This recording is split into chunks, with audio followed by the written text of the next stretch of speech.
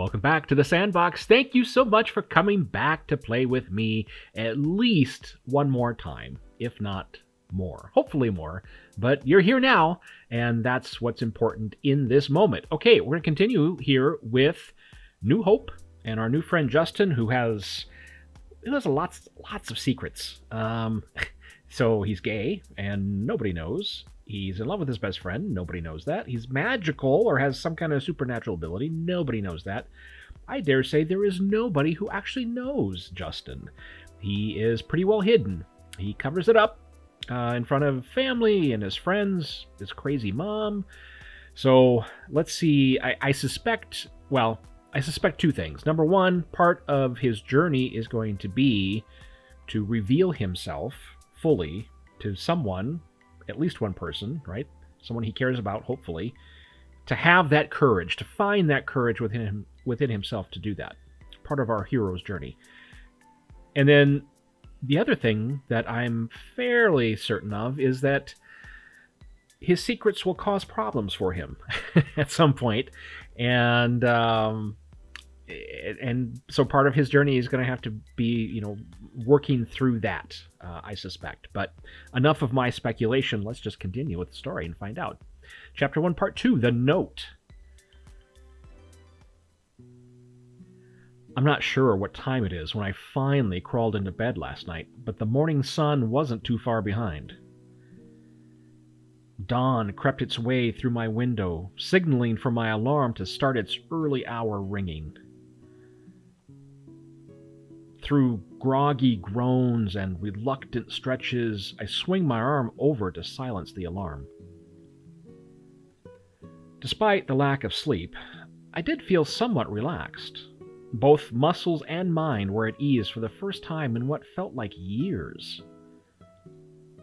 As I rub the uncomfortable sleep from my eyes, a sudden rush of anticipation hits me, and I rip my phone off charge, unlocking it instantly.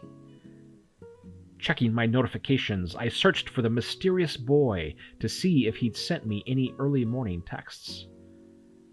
Surprisingly, there were a few notifications clogging up my taskbar. Ethan, Rachel, Jeremy. Well, that's rare. Spidey, finally. Morning. I'm not sure if it's too early for you, so I'll keep this short. Do you have a date to prom? What the Is he seriously asking me to prom? No, that can't be right. He's just wondering if I'm busy that night, right? He's just as scared of people finding out about him as I am. He can't seriously be asking me to prom right now. That definitely would out both of you. Dude, any time before lunch is too early for me. And prom? No, not yet. Why? I try to keep my text short, not wanting to give off the impression that I'm totally blushing at his messages. Playing it cool was the only way to play the game, period. Justin is so smooth. With a heavy sigh, I drag myself out of bed, and a wave of energy suddenly rushes through me like I'm a new person, and he flexes in front of the window with the sun... What would you call, reflecting off of his skin, making him look like a god, a young god. The smile on my face was practically ear to ear. I catch my phone vibrating again on the bed. The feeling, look at all that positive energy, what it's doing to him. The feeling in my body was a welcome change from the worry, the fear, and the hatred that was poisoning me before. Now, my fingertips tingle with an unlocked energy that beckoned me to pursue it further. Holding out my hand, I focused on the phone and allowed my thoughts to slowly drift away until I was in a state of total ease. As if I'd been proficient for decades, the phone shot from my bed into my hand. A smirk creeps its way onto my face, knowing that this was the key to getting my life back on track. harnessing these feelings of hope, I can tap into myself in a way I never could before. I can finally control this curse. So he's right. Rather than trying to bury it or hide it or deny it, which hasn't been working, once he sort of accepts who he is, that's the key to control. I wonder if that's a parable for anybody out there. No, you have to go to prom. Everyone goes. It's a rite of passage. Suppose I'd find out who you are, though. Nobody else would ditch the biggest night of the year. The music, the outfits, the alcohol. It's gonna be wild. Whoa. Okay. I'll think about it, okay? Suppose I could just tag along with my friends, unless, something crazy happens. Of course, that's a total lie. At Spring Creek High, prom is huge. It's the one event that everyone goes to, even if they don't have a date or many friends. Last year's theme was... That's a nice shot. Last year's theme was fairy tale, and everyone came dressed to impress. Money was no object. Every student and their parents saved up as much as they could for the night of a lifetime. Romance has always been a passion of mine. The soft touch of another, the fleeting glances of forbidden love. I've read so many romance novels and listened to countless love songs. If I hadn't been so tormented this past year, my songs would probably be brighter, happier, full of hope, kind of like how I am right now. My passion for romance is the whole reason I signed up to the prom committee. If I can't have my Prince Charming, then I'm going to make damn sure everyone else can. I know. What is he doing? I know what you're thinking, but just because I'm a tortured soul doesn't mean I can't do good for other people. My problems are my own. What is happening right now? The pictures are enticing. Yes. I'm not completely understanding what's happening. He's just sort of slowly sliding his underwear off? I guess so. I can't punish others for what's in my own head. I can't tarnish everyone with the same brush. I just have to trust that my kindness will turn into good karma.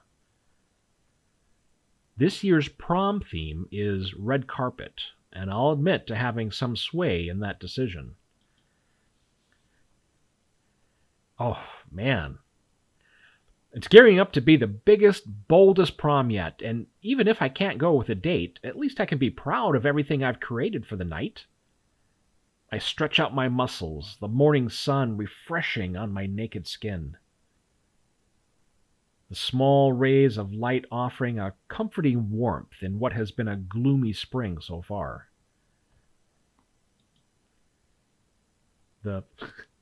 This feeling of being so vulnerable, but yet so at ease with who I am, is strange to me, but I hope it never fades.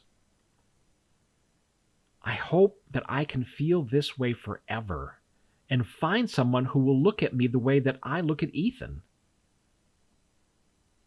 Feel those same butterflies that I feel whenever this mysterious boy sends me a text. I sigh, knowing that was never going to be the case, trapped in this small town. Get out! Get away to the big city!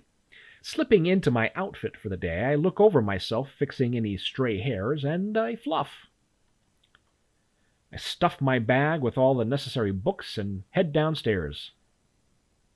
My mom seems to have left for work early, probably to avoid me after yesterday's conversation. There's a cold slice of toast left on the table, which I toss in the trash. It's weird that she'd make me breakfast. She knows I meet up with my friends at the coffee house for early morning talk.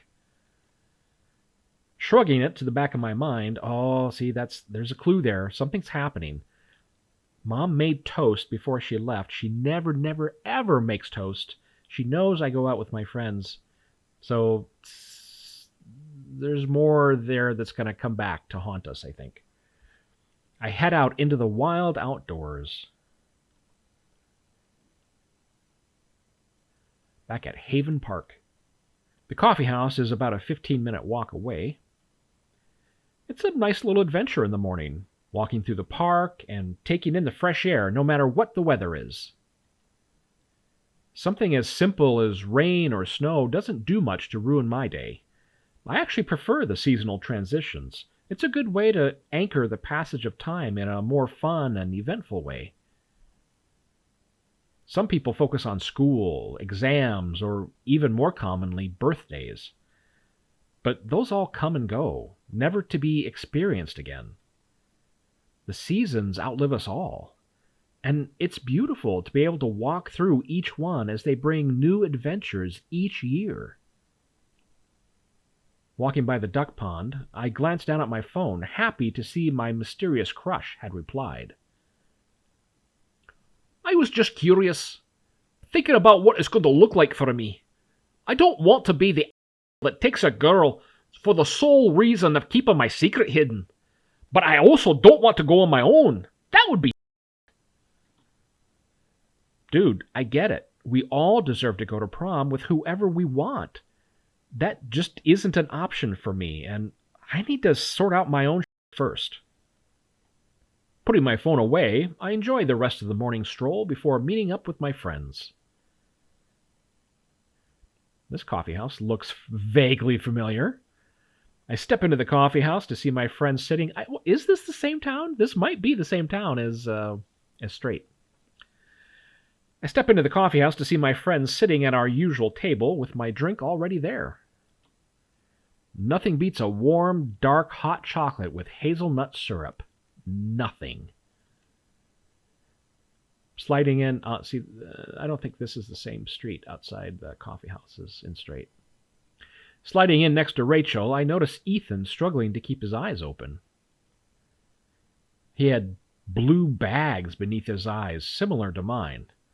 Poor guy's been rehearsing his lines endlessly. He seriously needs a break. Luckily, I have perfected the art of concealer. It really is a godsend, if only it could hide all of my other imperfections. What are you guys talking about? Nothing much. We were just running lines with Ethan to prep him for his performance this Friday. She glances quickly between Ethan and Jeremy, and I can tell that it was just a clever lie on her part. This Friday, really? Wow, that comes around so quick. I play along, assuming that they were just talking about my abrupt exit yesterday.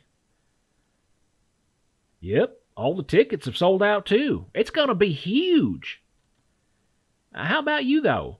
You feeling any better this morning? You seemed pretty beat yesterday. I am feeling much better. Thank you for asking. Nothing a few extra hours of sleep couldn't cure. Yeah? Oh, that's good. I hate to see you looking so down. He offers a warm smile, and my head suddenly feels empty as his kind words hit my chest amiably. Hey, can I check out your new phone now? I want to compare so I know if it's worth upgrading mine or not. It's not set up yet. I haven't had the chance. Ethan shifts awkwardly in his seat. Knowing him, he was probably going to avoid offering his phone to Jeremy, period. Oh, why? Is Ethan selfish? He's very protective over his phone in normal circumstances, like most people. But Jeremy has a knack for stumbling upon private information without really looking for it. Oh, I see. So what kind of private information does Ethan have on his phone, I wonder, that he didn't want Jeremy to accidentally stumble upon? Justin, you're coming to my performance, right? Of course. Dude, I wouldn't miss it. I reply gleefully, genuinely excited to see the final result of Ethan's hard work. Practicing lines and scenes with him is slightly different to actually watching the performance. I can't wait for you to see it. You'll be sitting in the front, right? Front and center. So you better not f*** it up. I tease with a wink, but My words seemed to hit a soft spot as he suddenly looked somewhat crestfallen. The play, the party, the fire. I want to know about my best friend's play. He's obviously very nervous about it. Well, there's a few scenes I still need to work on. I'm not quite emoting the essence yet. Dude, you're too hard on yourself. There's a reason you got the lead, and it isn't just because you have a pretty face. Oh, look how sweet Justin is. Huh. Try telling that to my understudy. I'm sure he's already tried to off me a couple times this week. The other day, I found this strange package on my doorstep. When I opened it, I nearly had a fit. Peanuts full to the top, all looking at me like little demons. Oh, Ethan must have a peanut allergy. I still think you should go to the head with that. You could have had a serious allergic reaction. Nah, I want to handle this myself. We have plenty of revenge in the works, don't we, Jer? Oh, yeah. I've already ordered the stuff. I don't want to know what this stuff is. As a member of the student council, it's probably best I'm not involved. It probably is. You'd only end up giving away the whole thing anyways. Dude, I think the best revenge would be to just perform your ass off and prove to everyone that you deserve the role. Well, thanks, but if I can't get these scenes right, then I might as well just put acting on hold. I don't want to pursue something if it's not meant to be. What are you doing after school today? I could run through some of the lines with you. Check out these scenes you're struggling with. For real? You'd do that? Ethan, come on, you know I would. And as thanks, you can treat me to a decent meal. Mom's decided that she's now vegan, so it'll officially be 2 months and 6 days since I last had anything substantial. I have noticed you looking rather gaunt lately. Deal. And don't worry, I'll treat you to a feast. The party. I'd love to help out with your lines, but my parents are leaving tonight. It's cool. Justin here will be more than enough help. I nod, excited to get a sneak preview of the play and help Ethan out at the same time. The party's still on for Saturday, right? Party? I've not decided yet, Jer. Thanks for bringing it up. Rachel shoots daggers at Jeremy, but then turns to me with a more calm expression. I was just thinking of having a few friends over whilst my parents are out on a business trip. And I'm trying to convince her to invite the school. It could be the party of the year, aside from prom, of course. The last thing I want is my home full of people I don't actually care for, trashing and disrespecting the place. Well, then just hire some bouncers. It's not like you don't have the money. And when my parents check the credit card, how do I explain that? All right, fine. Maybe we could convince some of the football players to do the job. Offer them free booze or something. Yes, because underage drinking is something I want going on my permanent record. You sound like such a buzzkill. The only thing I'm killing is you two if you show up at my house with droves of drunken fools. Dude, we have until Friday night to convince her. I'm sure we can get the job done. Yeah, good luck with that. I chuckle, knowing it was highly unlikely Rachel was ever going to agree to such a thing. Lately, she's been distancing herself further from people. She pretty much only talks to us three and a few other girls from school. I guess it was just her way of preparing for the transition to college, breaking ties with people she knew she wasn't going to keep in touch with. I don't know. The fire. Did you guys see that Theo's back in school? How could we not? He practically announced his return yesterday morning all over social and in the hallways. That dude gives me the chills. There's always something behind his eyes that just puts me on edge. Yeah, I kind of feel bad for him, though. I mean, it must be hard to come back after everything that happened. Doesn't seem to have fazed him, so I wouldn't waste much time feeling bad. As cruel and cold-hearted as Theo is, I doubt he really is unfazed. Exactly. Man, his house went up in flames. That is bound to leave some sort of scar, whether he chooses to let people see it or not. And his mom is still in the hospital. I overheard my dad talking about it the other day. Apparently, her body is covered 80% in third-degree burns. Oh, jeez. Oh, it breaks my heart to think how much pain that family must be in, especially Theo's little sister. As sad as all that is, have you heard what people are saying the cause is? Jer, we shouldn't speculate and scandalize this. Hey, chill out. It's not like anybody can hear us. I heard the new chef couldn't handle the pressure and left a turkey in the oven too long. Yeah, that's one theory making the rounds, but there's another, one way more sinister. Suddenly, the atmosphere shifts, and we all lean in like kids at a campfire, ready for a scary story. One of the nannies apparently overheard an argument between Theo and his father. Supposedly, Mr. Brantley was furious with Theo's grades and totally lost his. We all know how intense they are about family business, right? And I guess Theo just couldn't handle the pressure. Apparently, he drenched the room in alcohol and lit a match with his parents still inside. Ridiculous. Is that really true? Hey, who knows? But it sounds like something Theo would do, am I right? Well, he is pretty intense, but I don't think he'd burn down his own home with his family still inside. That's actually giving me the shivers, and I have to sit next to him in physics, too. Thanks for that, Jer. Yeah, my pleasure. Just a light-hearted story to start the day. You're getting weirder and weirder, you know that, right? Jeremy just shrugs, taking it as a compliment. He is awfully cute, though. I check the time and sigh heavily, knowing we'd have to head out soon. Still 3:53. Subtly checking my phone, I notice that there's no new messages, which is probably for the best, as I don't want to blush like a tomato in front of my friends.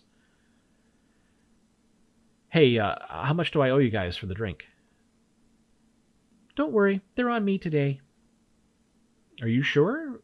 That's not how we usually do things. Well, you usually don't run off into the sunset with your stomach in your mouth, so I guess things change.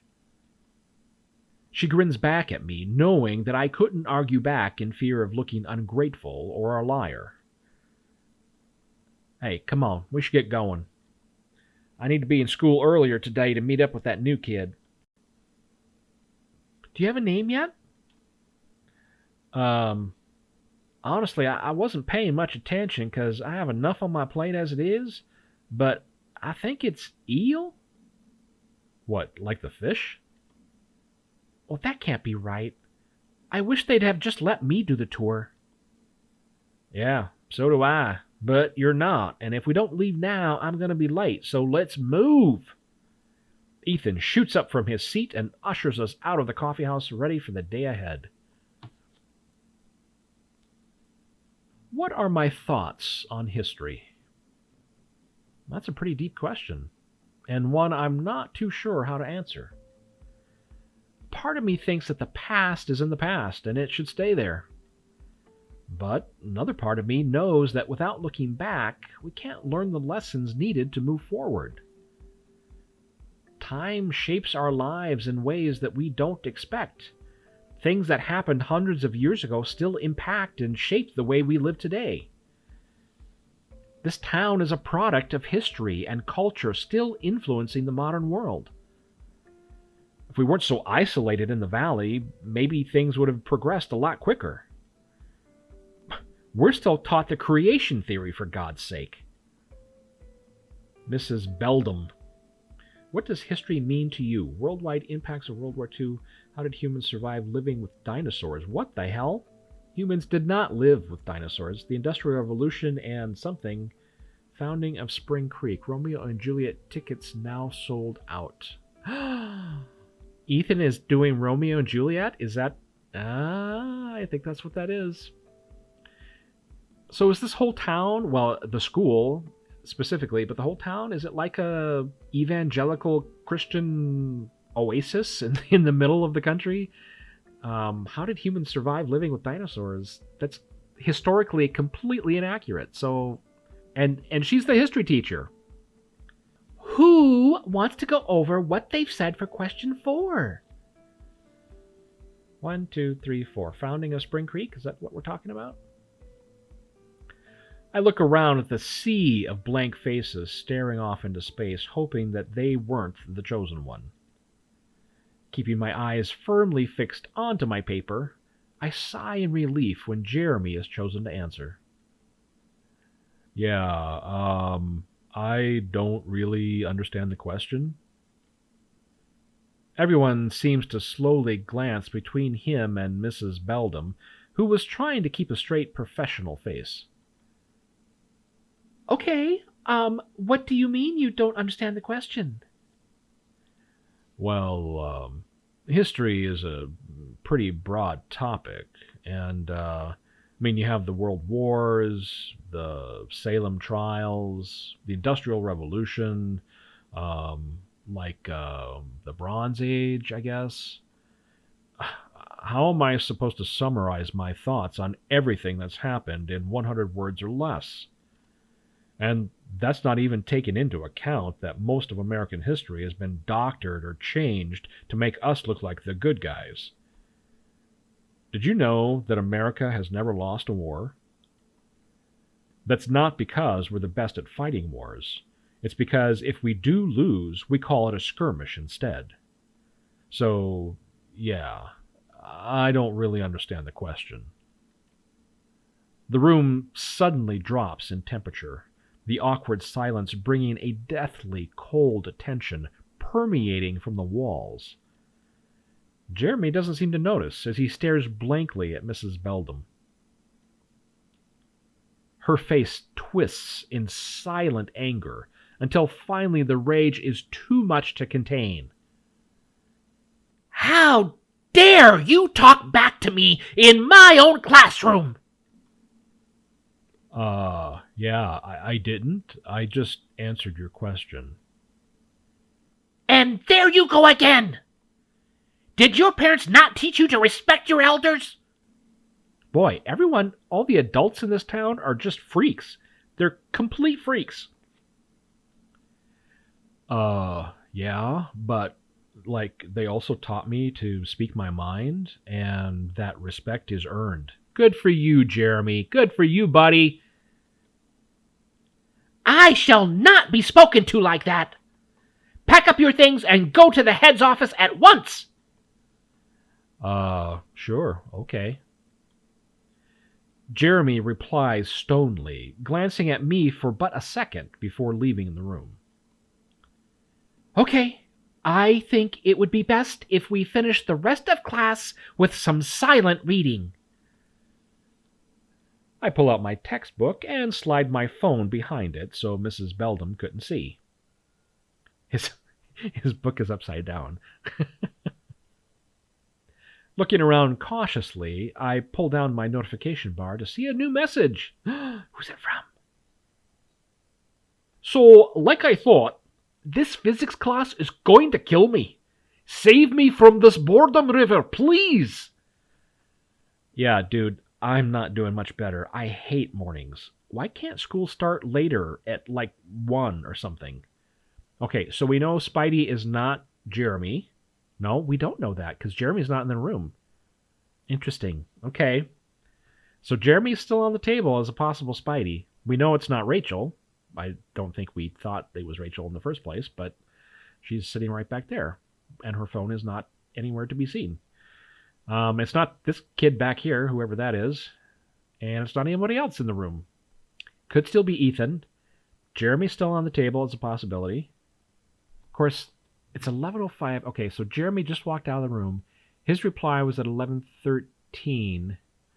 Could Jeremy have said? I guess I don't know. Time.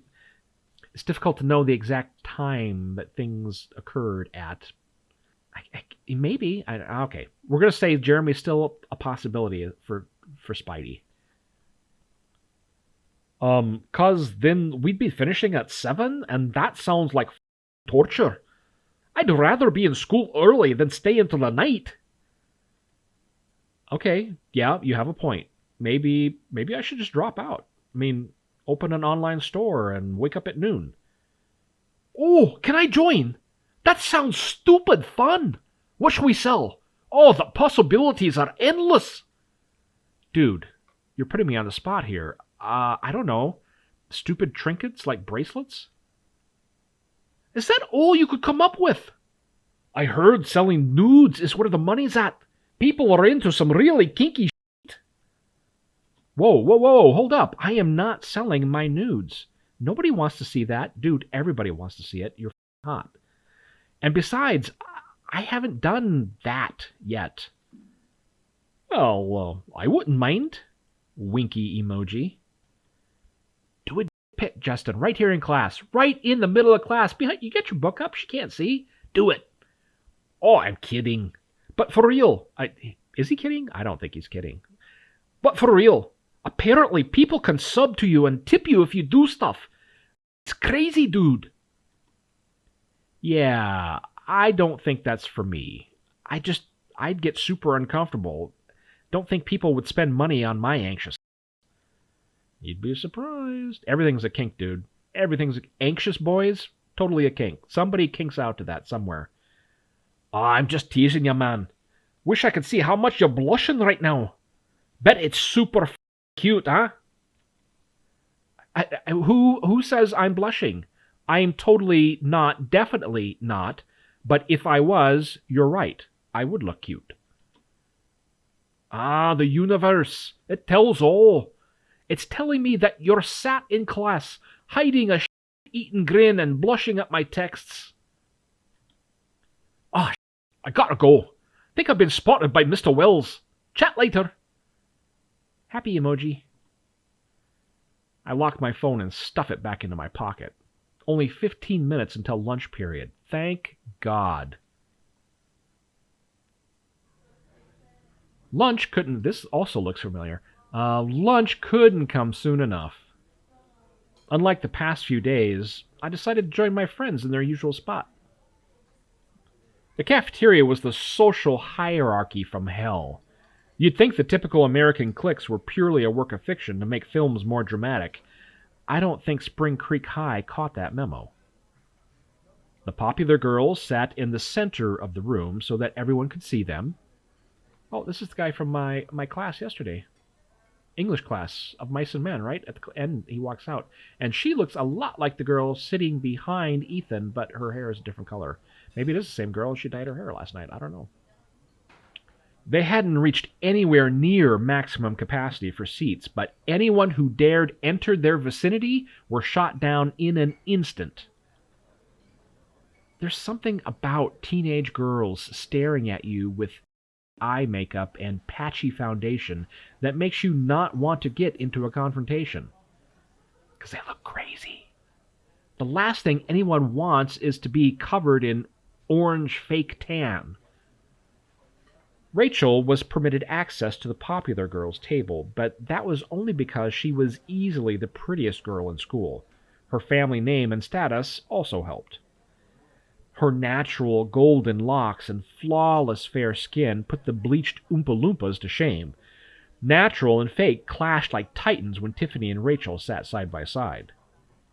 We still haven't met Tiffany Swindleback. Where is she? It was kind of hilarious to see how Tiffany would pout. Oh, there she is. We meet the elusive Tiffany Swindleback. It was kind of hilarious to see how Tiffany would pout her lips and pull up her boobs to compete. Dotted around the outskirts of the popular kingdom were friendship groups much like my own. However, I'm going to be a little biased here and say that our group is undoubtedly the best. Every so often, we'd be joined by some of Ethan's drama buddies, which was cool because they'd sometimes run lines and we'd get our own little private show with lunch. What is Jeremy doing? Bro, you worried about something on your skin? Need to see a dermatologist? Me and Rachel had already eaten and were now chatting about her potential house party. Jeremy didn't eat anything. He just stared off into space, which wasn't unusual by any means. But it was odd for him to have an outburst in class. What's going on? So something's bugging Jeremy. What's going on, buddy? You want to confide in me? I'm a good listener. Ethan suddenly walks into the cafeteria accompanied by two other people. The first I recognized as Rebecca, one of Ethan's drama buddies, who had apparently taken a liking to me. Oh, great. Is she the girl that sat next to me in English? Is that her? Maybe. If only she knew I had a crush on my best friend instead, who also happens to be a guy. It wasn't that she was a terrible person or anything, although she does have crazy eyes sometimes. I'm just not in the position to lie to myself and play around with other people's emotions. Good for you, Justin. I wish more people felt that way. Everyone deserves to be happy, to be in a real relationship that isn't built on lies to keep a secret, says the guy who keeps secrets. Accompanying him was a guy I'd never seen before. As he sat down, I couldn't help but stare at his alluring complexion. His lips looked soft, and his eyes were a deep chocolate brown that captivated me. What do you think, Justin? I just love the taste of strawberries in the summer, Rebecca asks loudly, derailing my train of thought. It was such a random statement. I must have zoned out mid-conversation. Yeah, sure. It's spring, though, I reply, confused as to why she would be bringing up summer when it's still months away. My face must have spoken 1,000 words because the new boy begins to chuckle quietly. Well, yeah, but I'm sure strawberries taste nice no matter what season it is, Ethan says, motioning with his eyes and mouthing, Dude, you're blowing this. Ethan is trying to fix me up with a girl. Thanks, buddy. If only you knew. Yeah, I really didn't care. She's been flirting with me for weeks now, and I don't know how she hasn't gotten the message already. I'm not into girls, never will be, thank you, but no. Ethan, are you going to introduce us to your new friend? Oh, yeah, sorry, guys. This here's Eyal, and he's from rainy England, and his favorite color is purple. Really? You spent all morning with him, and that's all you've learnt? I'm so sorry about him. Oh, I gotta do English. Okay, my English accent it sucks. I so apologize to everyone in the UK. It's cool. He's actually pretty funny. I am? He is? Yeah, mate, don't sweat it. I get that you're busy with PG Romeo and Juliet. See, he gets it. And we're already mates. Ethan winks before turning back to Rebecca to run some lines. Ignoring him, let me introduce you. I'm Rachel Spring, head of the student council and dedicated member to over 30 extracurricular groups. Whoa, there's more than 30. My school back home just had a football team. Yeah, we have one of those here too. I'm not on the team, of course, but I'm sure I could get you an audition. Oh, sweet. That'd be cool, actually. Yeah, I'll see what I can do then. Moving on, this is Jeremy. Don't be fooled by his emotionless facade. He's actually pretty funny and a sweetheart. Oh, really? You're lucky I'm saying anything nice about you after what you pulled in history. Hey, it wasn't my fault. Jeremy scowled, but Rachel ignored him and turned to me. This is... Justin. I cut her off, offering a warm smile to Eyal as he takes in the pure chaos. Justin Hope, nice to meet you. Nice to meet you too, Justin. Ethan's actually told me a little about you already. Oh, of course he has. Ethan and his stupid mouth. He's probably painted me out to be some sort of nerdy songwriter with a crazy mom and a missing dad. Hey, don't panic. It was all good things. If I didn't know any better, I'd have thought you two were dating. Ah, well. Number one, Eyal is very observant. Number two, Ethan apparently likes me maybe a lot more than he's letting on. I nearly choke, but manage to save myself as Eyal glances across the room at a group that were laughing obnoxiously. So, Eyal, why don't you tell us a little about yourself? Why did you move to Spring Creek? Yeah, why did you move to Spring Creek of all places? My aunt moved here when I was little, so she's the only family I have in the States.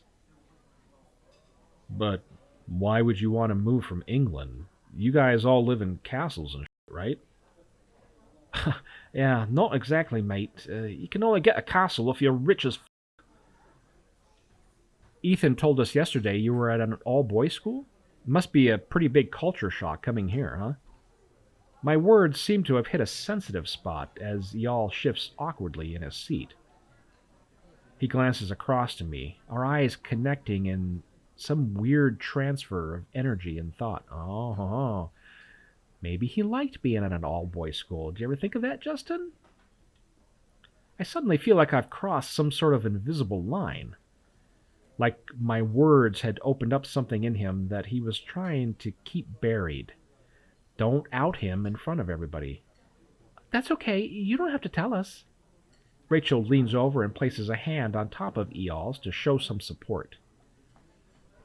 He looks back at her, surprised that someone could be so understanding. It takes a moment, but he shakes away any bad thoughts and turns back to me. Yeah, it's hard to talk about, mate. I don't want to come across as rude, but there's just I want to get away from, you know? No, you don't have to apologize, dude. It's my fault. I shouldn't be asking you such personal stuff after, just meeting you. Ah, forget it. It's no harm done. He smiles back at me, tracing my face with his eyes. Little gay energy across the lunch table. The way he looked at me was super weird, almost like he wasn't looking at me, but through me. So, how long have you been in town? Rachel asks, cutting through the weird tension. Just over a week. I've not had a chance to do any exploring yet. Still unpacking my bags and getting comfortable, you know. I was here yesterday, though. The office asked me to come in so I could get my transfer papers ready and sign out any textbooks I needed. Yeah, that's normal. Usually I'd be the one showing you around, but someone thought this fool would be a better fit. She points at Ethan, who was in the middle of a very dramatic speech in his play. Yeah, no worries. Maybe you guys could show me around town sometime. We'd love to, right, boys? Yeah, anything you need. We're all a little busy this evening, but how about we hang out tomorrow after school? Yeah, that works for me. If you want, we usually meet up in the morning at the coffee house. If you're not doing anything before school, you're more than welcome to come join us. Oh, thanks, Justin. But honestly, I'm not sure where that is. I barely know the route from my aunt's to school yet. We'll take you there tomorrow after school. Don't worry about it. Hey, Justin, can I ask a favor? Well, that depends. Are you flaking out on that meal you promised me later? Hey, no way. I am still game for running lines if you are. No, it's about rehearsal, actually. I totally forgot that I'm excused from classes this afternoon, but I'm supposed to be sticking with y'all. Could you maybe take over from me? It's only Jim. Yeah, sure, as long as y'all doesn't mind. Yeah, that's cool with me. Can get to know each other a little more. Hey, brilliant. You're a lifesaver, Justin. Not that I wasn't having fun showing you around or anything. You're actually pretty cool. I'd totally show you around some more if this performance wasn't happening this Friday. Don't give yourself an aneurysm, mate. It's cool. Actually, where can I grab some tickets? It sounds like it'd be fun. Oh, sorry, man. They're all sold out. Can't you persuade Mr. Caesar to open up one more seat? Nah, we're at maximum capacity health and safety will allow. But if someone asks for a refund because they can't make it, I'll drop you a message. Yeah? Oh, I'd really appreciate it. Yeah, don't mention it. Suddenly the bell rings, signaling the end of lunch period. Justin, I'll meet you at the usual spot after school, right? Let me know if there's any changes. All right, will do. See you later. Waving goodbye, Ethan leaves with Rebecca in tow. Rachel and Jeremy head off to English with Miss Morris. Good luck to them. All right, dude, come on. Locker room's this way. I stand up, showing all the way. Playtime's over for today. Let's see. I'm guessing something is going to happen in the locker room. That's just, again, just speculating, but you're going to want to come back and see the next episode to see what happens in the locker room, right? Okay. Thanks so much for stopping by. We'll see you next time right back here in the sandbox.